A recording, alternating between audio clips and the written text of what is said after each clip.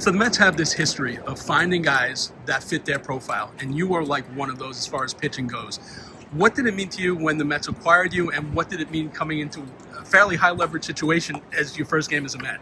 I mean, it's always nice to have, a team, an organization believe in you and trust in you. So, yeah, it was good to get that first one out of the way. Obviously, like you said, it was a pretty big situation to come into. To strand those runners was huge for us to obviously come back and win by one late in the game. So, yeah, I'm just happy to help the team out and just do my job and hopefully keep getting opportunities and just keep doing what I do.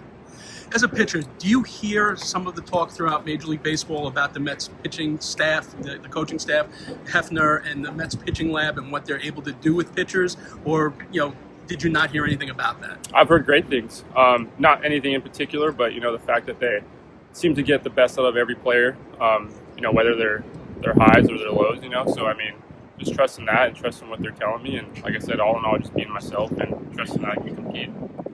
Talking about trusting yourself and compete. I mean, you were a high-end pitcher in college, no hitter in college. Injuries derail that a little bit.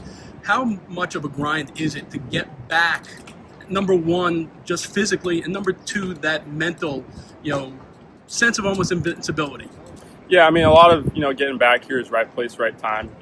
Obviously being healthy is huge. That's the main thing. But, yeah, it's been a grind, staying healthy and, kind of my daily work is kind of how I go about things to feel the best I possibly can. So, yeah, nothing really crazy.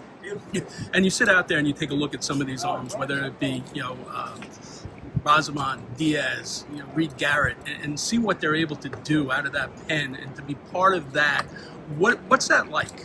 I mean, it was awesome. I actually stuck around the last couple innings yesterday just to be in the dugout and just kind of take in the moment and seeing Reed and Diaz, these guys just do what they do, and kind of take that in. There's always, I'm 31 years old, but there's always stuff to learn and stuff to take apart. So, yeah, like I said, just having fun and hopefully helping the team win.